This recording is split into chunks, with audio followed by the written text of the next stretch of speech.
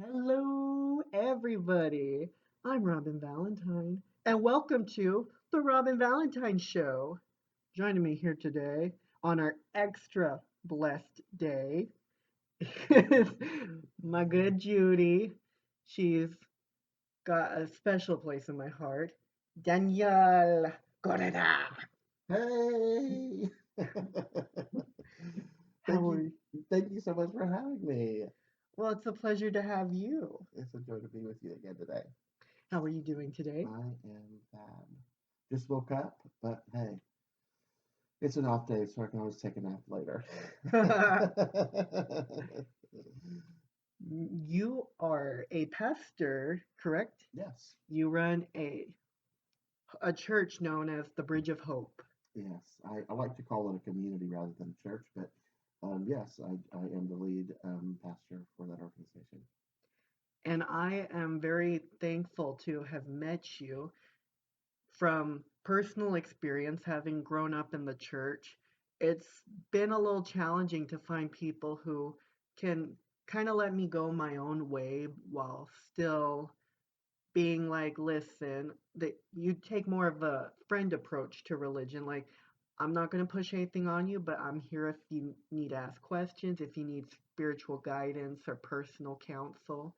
And I very much appreciate that because even with personal views of my own, when it comes to other things, I try to do that. I don't ever want to scare people off. I just, you know, I'm here if you need me. Sure. Yeah.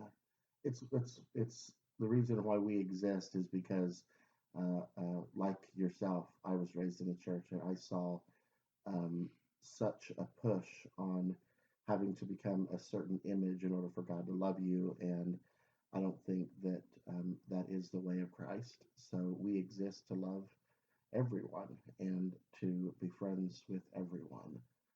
So I'm so thrilled and glad when I found out that you weren't necessarily a religious person or someone that really, um, I would say, took part in being the typical churchgoer simply because you're the type of person that our church loves to connect with. That's why we exist. And I think that's a great way to approach any kind of new situation, different person to you is just this is a learning experience, this is a way to grow. Now, I think what caught my attention was some of the sermons you ran by me. I was just like, oh my Allah. I'm kidding, don't take it for that. But I want to go ahead and talk about some of those. Okay, So, not this isn't typical for every sermon, but sure, this you've had a lot of unconventional ones, sure. like the Naked Christian, Hmm. beer, power, and money. Am I Power, sex, beer, and money. Yeah. Why is it you've chosen to do this almost unorthodox approach? And can you go ahead and explain a little to our listeners what those sermons were exactly and how the narrative was framed? Sure. I think, at one time I was a youth pastor, so I really tried to attract the young churchgoer. I wanted to make it interesting, and I wanted to create a buzz, like, especially amongst your younger follower. I'd say anywhere from 13 to 17. I want to attract their listening ears. When they hear money, sex, power, beer, they're like, what the hell is this guy talking about? And he's a pastor, he's in church. Um, I want to attract people to come and listen to something that is a little bit more unorthodox for the church. I think that these are specific topics such as money, sex, power, beer, or the naked Christian. It definitely catches your attention. If I tell you, well, this Sunday I'm going to have a model and he's going to be stripping, you're like, Let me okay. see the model first. Come again. What did you just say? And what church are you with? And do you believe in God?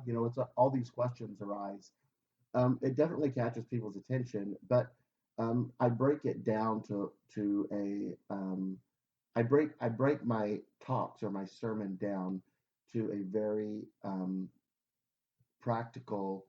Uh, um, I would probably say all my talks are extremely practical for the simple reason I want people to understand that money, sex, the commonality of life is things that we really go through, and I don't want to mask my faith or my Christianity.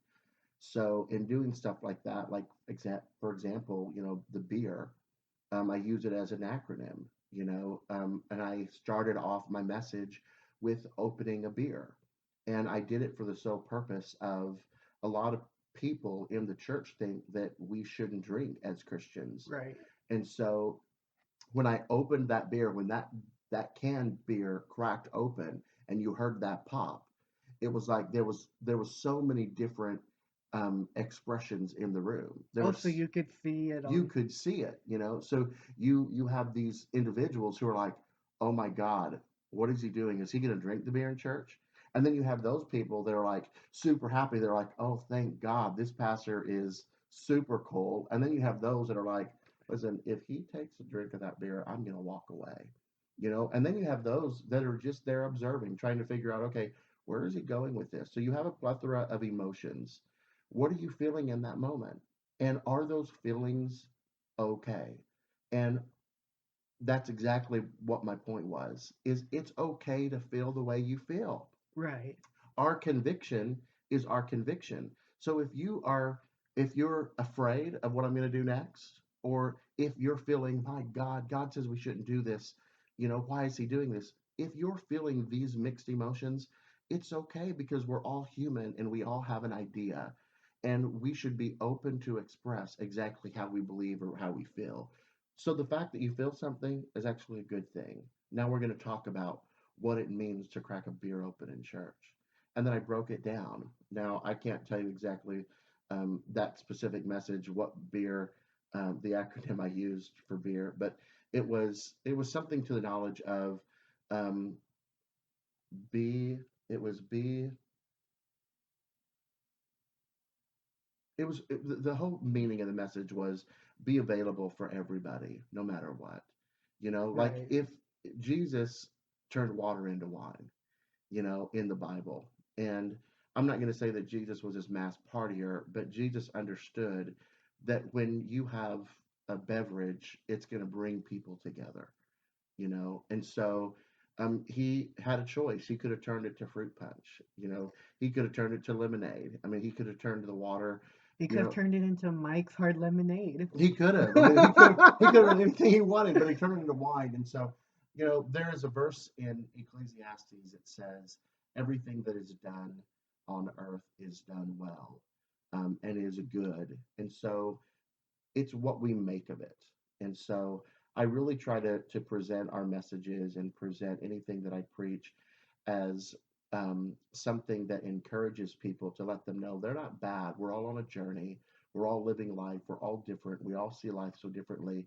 And whether you're spiritual or whether you're not, there is a connection that we want to make in life with a higher power. Whatever that higher power is, people want to connect to that. And so I'm going to live my journey connected to who I believe is my higher power, which is Jesus Christ. And in your journey, you're going to live your life connected to your higher power. And together, I think we can make a difference through love. And to me, that's what matters most. And how did your clergy respond? Because you did mention there was a lot of uncertainty. There were people who looked like they might be ready to walk off. Mm-hmm. Seeing a pastor drink not wine, but cold, hard beer like a man. I would say um, I've a lot of my followers and a lot of people who uh, have been watching me for years know that I'm a little bit unorthodox, especially when it comes to ministry and it comes to doing church work. Yes, God is a woman. it makes me stand out on so many different levels. At the same time, a lot of people know, because I'm unorthodox, that I do things that are extremely what's considered outside of the box when it comes to religion and church ministry. Um, I will say that that attracted some people to come to church that day. And when I do some really fun things like that, it attracts people to come. And then sometimes those that are a little bit more skittish and afraid, and we don't see eye to eye on those um, days that we meet, they tend to stay home and not come to church. And they'll wait for me to post something online so that um, they can see it from a different level, I guess. They'll still attend, but they won't be there live in person. Right. Kind of like they're sending their spirits, their blessings to you. Right. They'll choose a different avenue to watch. Is what I was trying to say. But you don't think that this approach would turn off people to coming to your church? I think here's the deal, um, Robyn. I think that religious people are going to stay away, and that's the thing with me. I'm not trying to reach religious people. People who are gung ho about their faith, and people who are one minded, and who choose to believe that they have the only truth. I'm not trying to attract them. I'm trying to attract the person who's made connection, who's lost connection, who wants connection. And they want to make a connection so bad, but they don't know how because they've been so hurt, beaten, and blinded by the religious churchgoer who says this is the only truth. I think in this journey, I've met some amazing people who have opened my eyes to believe and to see that Christianity and faith isn't about just one truth.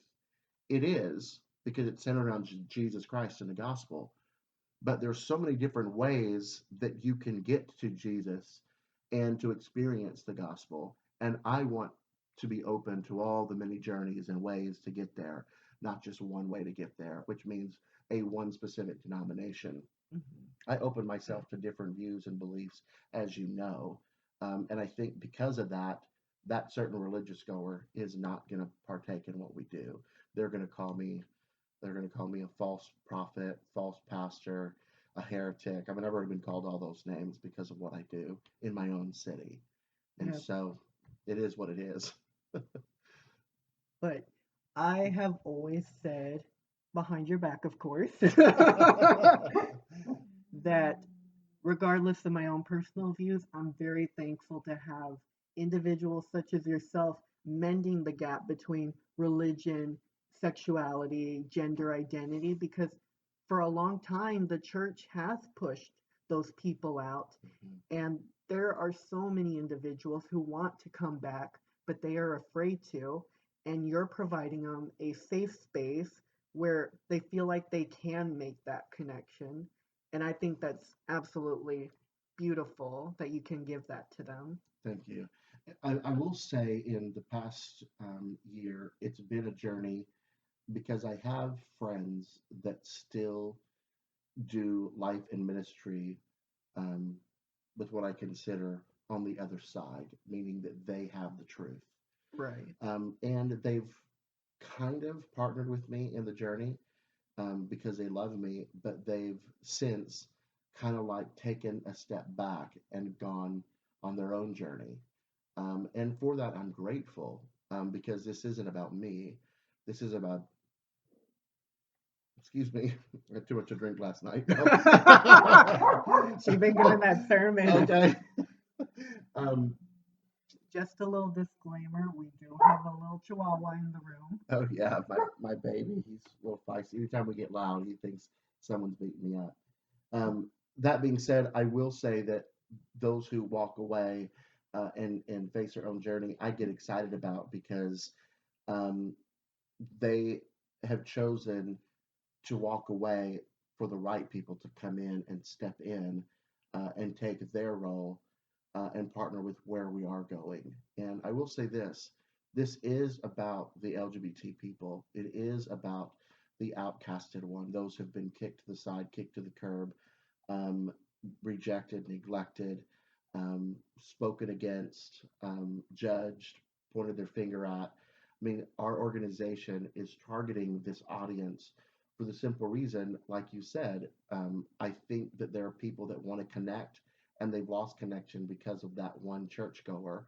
or that organization who's kicked them out and told them they can't be a part anymore because they're an image, or they're gay or whatever. Um, so I wanted to create what I call a hate-free zone. And what we teach at our church is that you're not bad, God's not mad. He has a place to connect in your journey. And so wherever you are in your journey, we exist and we're here to do it together. And I don't care if me and you don't see eye to eye, we're going to partner in life and run this race together, because to me, faith isn't centered around a teaching, it's centered around unconditional love for everybody.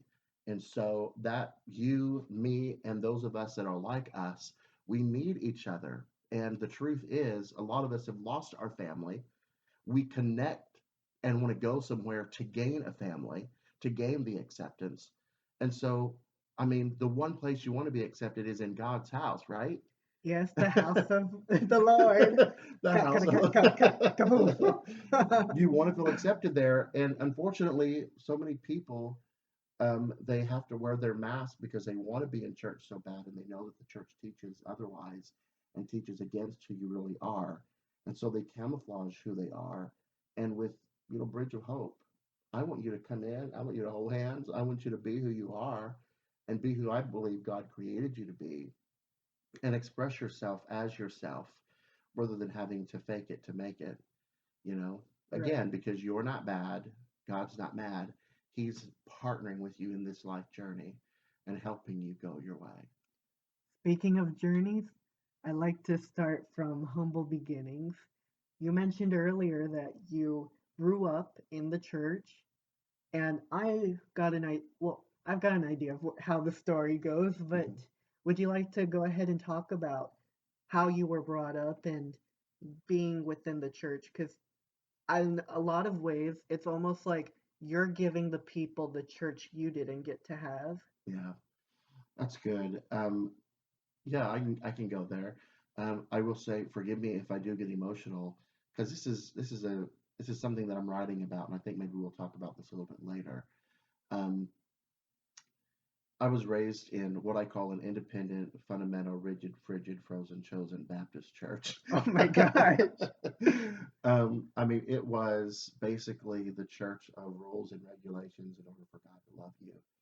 And if you didn't obtain and obey and do these specific things, then God really wasn't going to be pleased with you. And so you had to work, pardon my French, but you had to work your ass off in order to gain God's approval. And, I would say if you ever would confess the deep, darkest secrets of your life, I mean, that would even, you know, you would be even more condemned or doomed. I mean, our religion taught that, being gay was an abomination, and that God hated you, and that God didn't, it, his love didn't exist for gay people. Like our religion specifically taught that Christian had rights to kill gay people. And so here I was with this secret, this lifelong secret. I mean, ever since I can remember. I mean, I remember in kindergarten, I pinched this guy's butt Oh my in goodness. kindergarten, girl.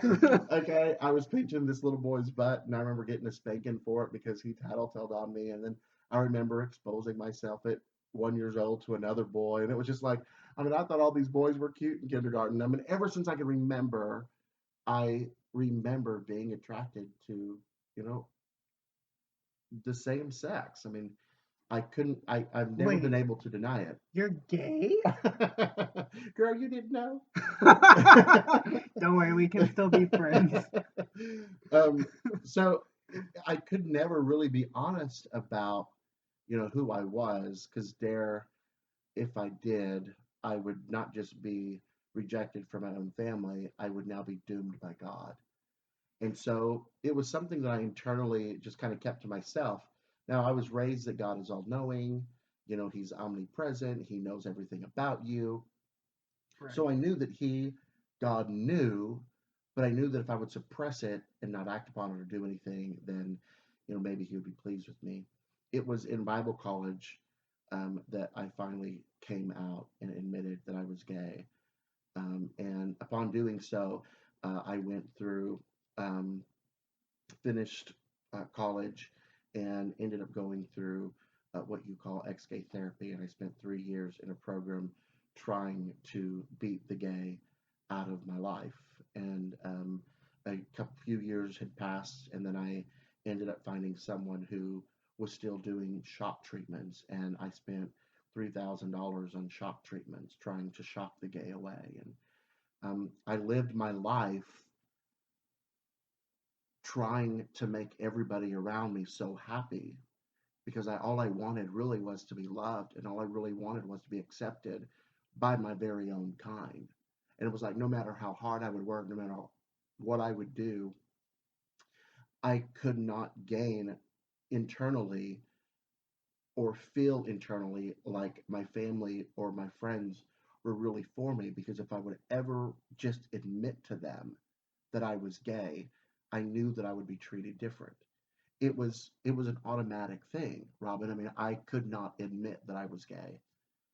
And upon making a stand in 2012 and finally admitting I'm gay, and I said it out loud, like I am gay and I love God, and I'm going to continue to serve God, but I'm not going to fight it anymore. Like I've been through the programs, I've done the work, I've done everything that you've asked me to do, and girl, I still like boys. Okay, I can't stop being attracted to them. It is who I am. I can't fight this anymore. I'm just going to be me.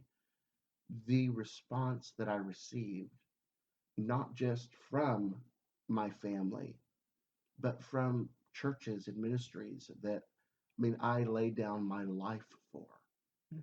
and to see their response was like, is this really about God? And is this God? So being raised in this in the religion that I was raised in, stepping away and experiencing a different type of love to being treated this way kind of made me really angry with God. And I spent about 9 months to a year really just trying to discover my place in this world as a man who values faith, Right. and also a man who is openly gay. And I will say, Robyn, that when you live your whole life under the structure of Christianity and it's all you know, sometimes the easiest thing to do is to go back to all you know and to put yourself in that box again and to accept yourself as being less than. And last year was that pivotal point in my life because I had to take a stand, not just for me at this point, but I had to take a stand for you. I had to take a stand for those in the city who are rejected and who are beaten up by a religion and by a God who loves you so much. And so it wasn't just about me at this point. It was, am I going to remain silent and work in these churches and work for these ministries that continue to discriminate and hate on me? Because that's what they were doing when they were doing that to my friends. When my friends were kicked out of the churches, when I couldn't pray with LGBT people, when the churches would say, we are not a church for those people.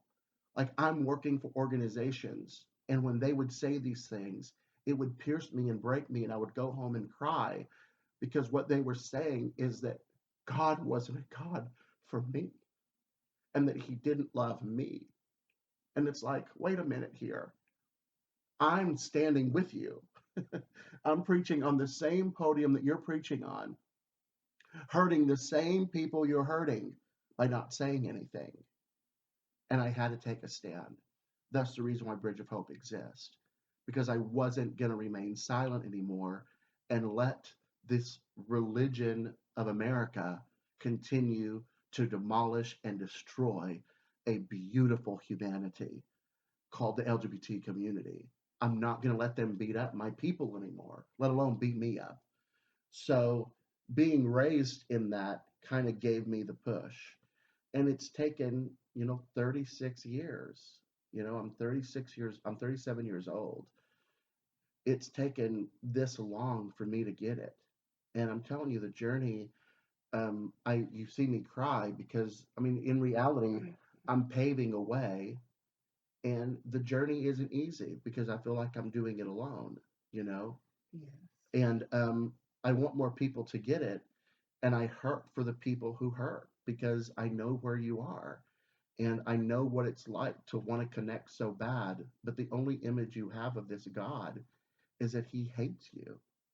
And so, why do I want to connect to a God of the universe who's so against me? And that's all you know. And so now you have this preacher who's unorthodox teaching about power, beer, sex, and power, power, beer, sex, and money, or money, sex, power, beer was the name of the sermon. You have this unorthodox preacher who's preaching on stuff and doing stuff that's just so unorthodox to the typical churchgoer. You're like, wait a minute, okay, who is this guy? And what are you're now telling me that Jesus loves me? And all you know is that Jesus is against you. It's hard for that person to make that reconnection again. And so it takes time to build relationship. It takes time to establish trust. And really, time is our best friend because I'm not going to stop doing what I'm doing because what I'm doing, I believe, is God ordained and God gifted. And it takes special people to do what I'm doing because it takes a special patience that comes with it. You know? I greatly admire your strength to have only self realized about, well, 2012 really isn't that long, actually. Yeah. Although it feels like yesterday. It does. I'm already at that point. The years are flying, but my God, sorry. Okay. I just can't fathom how you were able to get it together so quickly, start a church, start a movement in our local community, and hopefully beyond that. Mhm. Because it took me many years and I still feel the pain, but for you to be out there giving people guidance, I greatly admire Thank you. that. Don't mind us. We're getting emotional. How has the journey been? Like when you decided you were going to start your own church, did you know like this is the name, this is the location, all that good stuff. This is the idea, or has it just kind of formed throughout the years as you I, go on? I think that there are specific things and specific people that come in your life at the time and journey that you're in to help process the next steps that you're going to take. And in my journey, every time I was going to make a big decision in regards to talking about um, who I was internally, there's always been specific key people that I could point to that's helped me in the journey. And I think of my co-pastors, Pastor Brian and Timmy, who you met recently at your show. Hey. Two amazing men who I got to marry. It was my first You married civil. them or you Yeah. married I married. I had a chance to perform their um, civil union. Um, that alone was. I mean, I was so scared because I have performed many weddings, but to do a first gay wedding, I mean, my heart was racing, and I just knew because again, the way I was raised to believe, and I was about to be stricken. I mean, this was the end of my road per se. Um, but you learn in life what it means to take big steps, and those big steps are opportunities that pave a new doorway for you to go through. And there were key people that came in my world. These two guys were key people. And it all started with the church that I was working for. At the time, the church that I was working for was a pretty fundamental Protestant evangelical Pentecostal church who, when it came to gay issues, it was like the pastors were my friends and they knew right. that, I had, in parentheses, struggled. She was wayward. Okay, with same-sex attraction, as they would call it, because I couldn't say that I was gay because I can't be gay and Christian. So if I say I struggle with same-sex attraction, it's okay. So they knew that I struggled, you know. And the struggle was real. This struggle was real, girl. Um, and they knew that I fought depression because of it. And I mean, I was, excuse me, very open, very honest. This isn't something that I hide, especially when I do ministry work. I mean, I'm very upfront about it because I don't want anything to bite me in the butt, you know? Yeah. Go figure. um, The one the time. one time. Um, Needless to say, they asked if I knew someone who could play the piano, and um, Timmy came and played. And when they found out that he was gay, I was asked not to ask him play, to ask him to not play anymore. When you saw these guys walk into the church, they're the most friendly guys. I mean, they would love anybody, and they so loved God. And it was like when I would see the treatment, when I would see the um, the prejudice, the mockery, when I would see the judgment on these guys, my heart would break, you know. And I remember sitting, I invited them to lunch. At the time, they wouldn't tell me that they were a couple because they had been so bruised by the church themselves. So they couldn't tell me that they were a couple. They would say, "This is my best friend. I live with my best friend. We're roomies." you know? And I'm like, okay.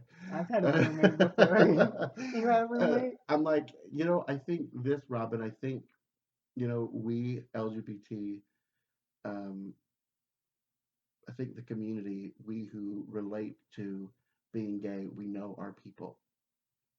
You can be in a room and you know who is like us. We know who is one of us. And so I'm like, I saw through that shadow a long time ago. It's like, girl, please, I know that ain't your. I'm like, girl, I know that ain't your roommate. That is your man. Okay. And so we sit at a table. We're sitting at Whataburger off of Castoris here in Corpus, and um, we were both kind of afraid to kind of say anything. But me being me, So you hadn't told them either. I hadn't told them either. What about, did you tell them you were struggling? No, I didn't say anything. It was just this silent thing that where we didn't talk about. Like an amateur police sketch, the two cops are trying to bust each other. Exactly. So we're sitting at a table, and I start talking, and I break the ice. The conversation came up just about being true to yourself, and I said, those of us who fight the fight have often experienced rejection. We know what rejection feels like. And I said, and I think it's okay to be who you are. And I said, even though my pastor might not see and okay my view, I will tell you that it's okay to be you. And it was like they looked at each other, and hearing their story, their perspective, their side, is even more breathtaking because in their own words, they were like, they looked at each other and it was like they took a deep breath and they said, we're safe. We can tell him. It's okay to tell him. And at that moment, they said, this is my partner. And this is my partner.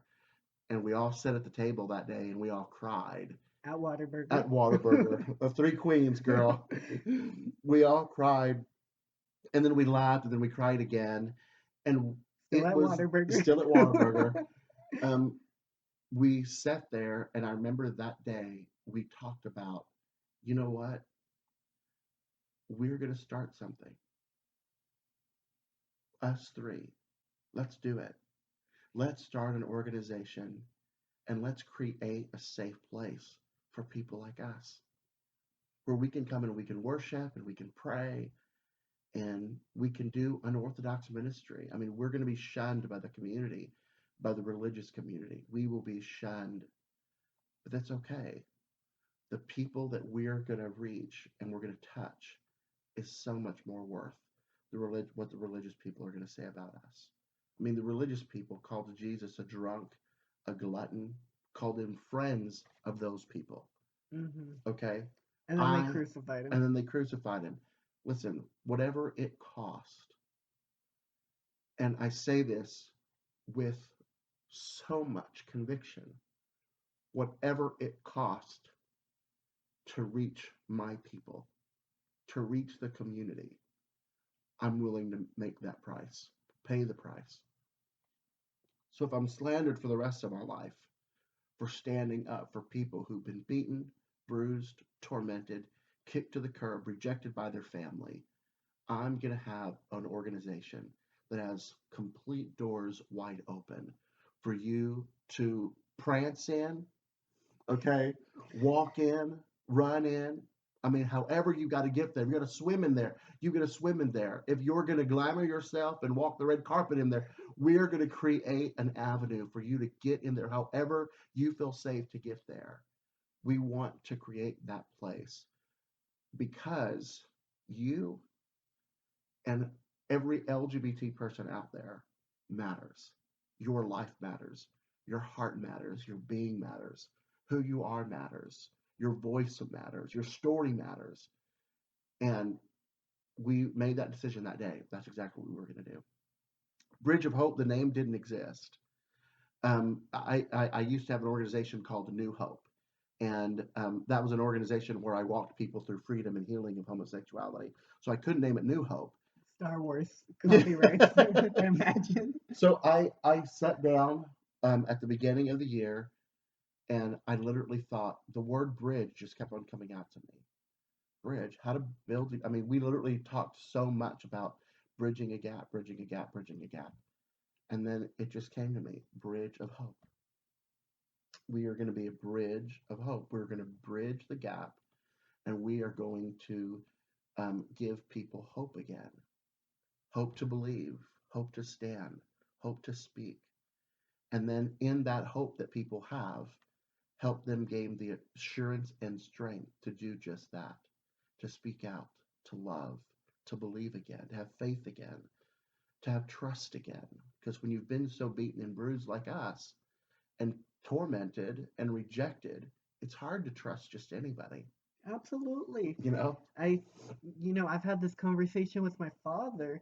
I'm very defensive because I got very I was used to being bullied daily in middle school that I just associated any little thing with somebody's trying to make me into a fool or trying to call me out. And to this day, it's a little hard to shake because I immediately am suspicious of everyone. Mm-hmm.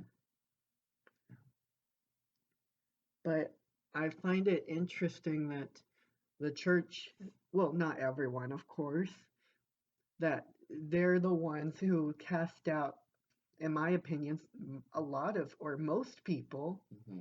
They're supposed to be the ones bringing people in, yet years and years we've seen this treatment where it's like, well, we're going to listen to we're going to take everything verbatim, no historical context. We're going to drop out a couple lines, let's be honest. And we're going to decide these are the chosen ones. And it angers me because I'm just like, who gave you the authority to say Right, you're the chooser? right.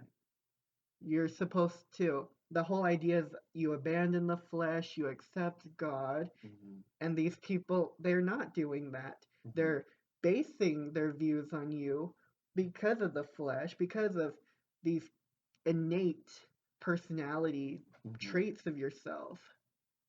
And I think in the long run, it's really come back and hit the church hard Mm-hmm. with all the scandals in addition to things people already felt uncomfortable with. Mm-hmm. And I remember the day Pope Francis was inaugurated. Mm-hmm. I was the happiest I could have ever been because I thought this is going to be the man to save Christianity. Mm-hmm. And in many ways, uh, some people may disagree. I think he has done just that, or he's at least putting down the foundation. because back in, I think it was November, he started like a no tolerance summit for child pet. Sorry, I get stuck on words. Pet, Okay, I pet. feel Yes, thank you. you. And I'm like, this is what we need. He's saying we're open to the LGBT. This is what we need. All this, oh, if you get divorced, you're a bad person. No, that's victim shaming to some extent. Hmm. People leave marriages for various reasons. They shouldn't be punished for it. Hmm. And it's also, while I was happy to see him chosen, it's been disheartening to see the way the church has tried to backtrack on so much of what he said and what he's trying to do. Because it's going to make people weary. Like, here's the man trying to bring about the change, yet these individuals do not want to see it happen. So, is change truly occurring? And, one thing that I'm not trying to bring politics into it, but I would like to bring up this point. Third parties will say, oftentimes, as a key speaking point, that change doesn't always happen within because there's just too much corruption. Hmm. And that's sometimes how I've personally viewed the church. Like, can it even be saved? Hmm. Because here they are still trying to protect these old values or lack thereof. Hmm. What do you think about that? Do you think there's hope for the church, or should independent pastors come up and lead religion a new way, spirituality? I think that uh, this generation is going to step up. I think we're seeing some change already. I mean, I will say, a lot of churches and Christian organizations are more accepting of gays attending their church, whereas in um, earlier generations, you couldn't have a gay person openly be gay and attend your church. I mean, that was a no-no. You could have someone be honest about it. Everything was just so hidden. Whereas in today, you can be gay and you can attend a church and you can give and you can be a part of the community. Um, what I see in Christian organizations is we have a lot of acceptance, but when it comes to serving and actually being a part of, that's when it gets real, if you will. They ask you specific questions. I mean, are you gay? They ask you, are you living it out? Meaning, are you practicing? Which means, do you have a boyfriend or girlfriend, and are you sleeping together? And basically, these are real questions that exist in Christian churches today. And as a disclaimer, not all churches do this. I mean, you do have some amazing churches. Like Uh, the Bridge of Hope? yes, like the River of Hope, like the St. Paul United Church of Christ here in Corpus. You have an Episcopalian church in Corpus that's accepting and affirming. And then you have churches like Church Unlimited, who, anybody's welcome at the church. I mean, you can be gay and you can serve and you can open the door and you can greet people. But even in those organizations, when it comes down to being a leader, a person of influence, you can't admit to be openly gay. That's something that if you are and you're not, living or practicing, meaning you don't have a boyfriend, you're not sleeping around, you're not doing any of those things. I'm still pure in that sense. You can, if you're not doing any of those things, if you're not acting on it, if you're not practicing any behavioral um, sins according to the Bible and their religion, then they will, consider putting you in a leadership position. But you've got to keep that hidden and to yourself. You can't go out and tell people that you're gay. Only the internal people of the church can know that. And so um, I think people are trying to make changes. The full on acceptance of the church in the church, I think, is going to take people like yourself and myself and those that are younger that are stepping in and seeing what bigotry and hatred um, and prejudicism looks like. I think it's going to take those individuals taking a stand and saying, listen, we've got to make the change.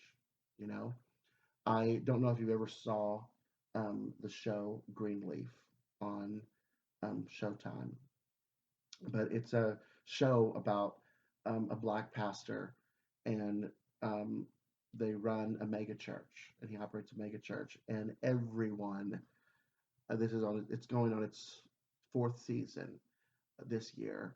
Everyone that has served in the church is a part of the family, and everyone has some type of drama going on in their life, from the pastor to the pastor's wife to the pastor's daughter. I mean, they all have something going on. And in season two, one of the daughter's husbands divorces her because he's gay. Mhm. And one of the other daughters has an affair, leaves the church, is angry because her other sister was raped by an uncle. And I mean, it's just nothing but crazy drama. This whole church family is nothing but drama. But when they walk into the doors of the church, they put on the mask, and everybody respects them, loves them. No one knows what's going on behind the doors of that church. Um, but there's one daughter who's wanting to pave a way and make a difference. And she is going through hell because she wants to make a difference. She wants it to be open and affirming. She wants it to be accepting, and she sees that there's a community of people, and those that have been wounded by the church. You know, they don't come to church because of the way we treat them. And in the show, it shows a gospel singer who was an amazing singer, who was a worship pastor, but when they found out that he was gay and he openly talked about it, they fired him, and they said, you know, he can't be here. And in the show, in the next season, they actually try to connect with him and invite him to come back, you know, as long as everything's hidden, you know. He refuses, you Hits very know. close to home, huh? It does. I mean, you see the church at work and you're like, this is a church that I work for. I mean, in every church that I worked for, this is a picture, this is an idea of what behind the scenes of working in a church really does look like. Because in every church, there's all kinds of drama that goes on that no one really knows about. Oh, yes. But I think it's going to take that special person in every organization that's willing to stand up and speak out and speak up and not be afraid and to face the giant in the room, to face the elephant in the room. Which And is that is normally me. the elephant, speaking of bigotry, hatred, judgment, and being prejudiced as people of faith and calling it out. Is this what we're going to be? Is this who we want to continue to be? And if you want us to evolve and become something more valuable to the community, what kind of changes can we make to bring everybody in and allow everybody to be a part? Not just talk about it, not just say we are, but actually be it. I think it's going to take a special person to do it. And I think it can happen. It just is going to take someone standing up, speaking out, and fighting for the people. Right. It took a lot of years to get to where it's at. And Absolutely. what was the name of that show again? It was called Greenleaf. And where can people watch it if they choose? It's on OWN. It's on Show. Oprah Winfrey's Oh yeah, network? I'm sorry, not Showtime. It's on OWN. Actually, Oprah Winfrey's in it. Oh. Yeah, it's a great show. I'm addicted to it. I can't wait for it to come on again. Now I'd like to talk a little about what's to come. Okay. So I like to challenge my friends to better themselves, and I very much try to follow up with everyone, see what little projects are going on, how I can help if possible. You mentioned to me over a papas a la mexicana taquito that you are challenging yourself to finish, write your own book by the end of the year. hmm Tell me, what does Daniel have to say about? Really, it is about my life's journey. It's a book called Discovering You, and it's a self-help book that my hope would be that it would help individuals of all walks of life discover themselves and find their true self, whether they be people of faith, whether they're not people of faith, whether they're Christian or whether they're Muslim, whether they're gay, whether they're straight. People of every walk of life, helping them discover in their life journey, based off their experiences, based off the abuse that they've had, um, how to step in their true light. I really believe that God isn't God without me and you, that God exists because we're here, and that me and you are an image of God. Kind of And going so, back to that omnipresence. absolutely, God can't demonstrate his love without there being a humanity because he's not physical. I mean, he was, but he's not physical now. So when you need a touch from God, oftentimes you're looking for your neighbor to give you that touch, that physical touch, that embrace, that hug, that I love you, that you look beautiful today. You are strong. You can conquer this.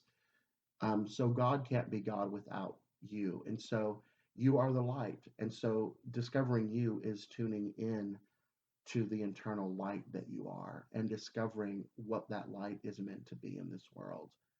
And when you discover you, your influence expands, your life expands, your sphere of friends expand, your destiny expands because your light is now shining bright for a world to see. And so it means that your story matters. And so in the book, I share my story. I was abused from age 4 to 16. I was sexually assaulted by my grandfather, who was a pastor. And in therapy, I was told the reason why I was gay was because for 12 years of my adolescent life, I was sexually assaulted from a family member. And my family knew about it. When I went to Child Protective Services, I was told to lie. And so I share in detail how I was sexually assaulted and how I processed life through that assault and what it meant to have a mom who disowned me for speaking out. And how do you process life knowing that you spent most of your childhood, your adolescent, and teenage years being sexually raped by a family member? You step into manhood trying to figure out what in the hell just happened in the past 12 years. Think about it. I was 4, and the last time I was assaulted was age 16. I had 4 more years of being a teenager to even try to be a teenager, and it be normal. There was nothing normal about my life other than I was raised in church and I was told that God ordained it all and it was God's plan. And I had to process what God's plan looked like for me being raped, assaulted, and now suddenly feeling like I'm called to do ministry like my family. I think it's because of what I've experienced that's helped me become the person that I am today, to show a love that I never received and to gain understanding of who God really is. And I know now that God never meant for any of that to happen. And I don't blame him, even though I was really angry with him. But I understand that my destiny is formed based on my experiences, and it's what I choose to do with those experiences that help me shine. And when you step into that light and understand who you are, then you understand the people that you're supposed to reach and that light, who that light's going to target. And so I'm on the third chapter. I finished a book um, called From Gay to God. And this is a A reformulation. two-step plan. This is a reformulation of that book, but what I'm finding is that I'm actually writing something brand new. I mean, this is something that's just coming straight off my heart, and this has been really natural to write. I mean, it's really just been in writing this. It's 7 chapters, and there's segments in each chapter, and it's just flown. I mean, I'm at ease. I'm tuned in, and I'm actually getting ready to send the 3 chapters off to a friend so that she can edit it for me and let me know. Does any of this make sense? But yeah, by the end of the year, I'm hoping by July, I'm hoping by the middle of the year or somewhere around there, that I can move beyond the book now just being done, but sending it in and seeing what I can do to get it published. And I can't wait to grab myself a copy. We went to a Christian store the other day, and I'm excited to see some affirming Yes. novels. Y'all should have seen the lady helping us. She was shook. she she she looked back at me, and she looked like she was one of us too, girl. I'm like, oh wow, this is gonna be great. she went right in there. She She said, did. "I want the affirming I book." did. She handed me all these books on what God really thinks about homosexuality. I'm like, I read these books. I mean, this is not affirming. And then I looked at her and I'm like, ma'am, do you have anything that's more affirming? And she turned around and looked at me like, what the hell?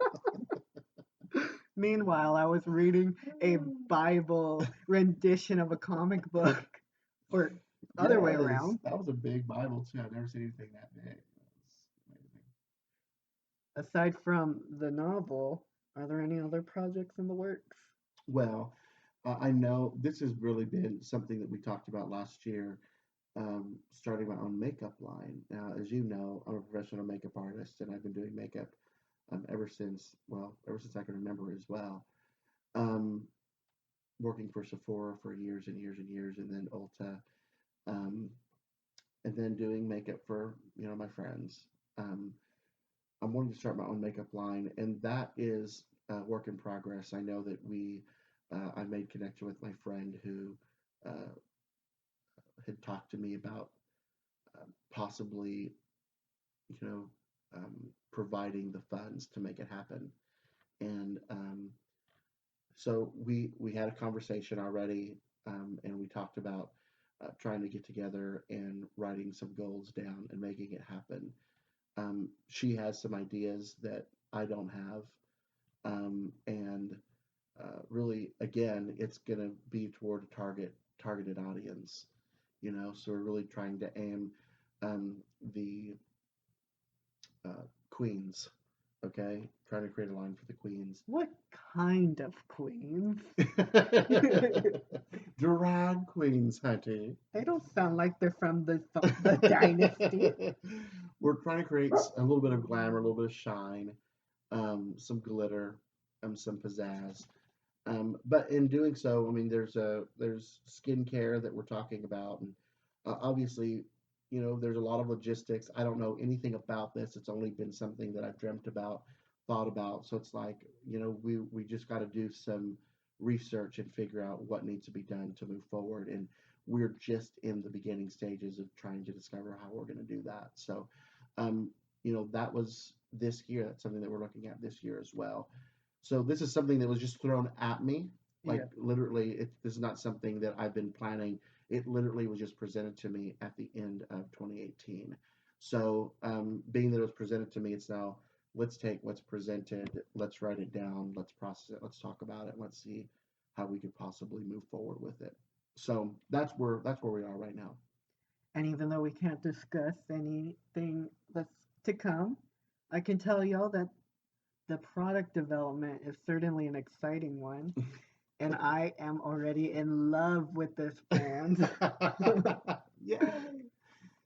Yeah, those are the two things that I'm working on. And of course, right now, the biggest thing is Bridge of Hope trying to solidify location because we currently still meet in my townhome. And so we're trying by this year, last year, we had achieved um, an obtained location at a local gay club called Connect.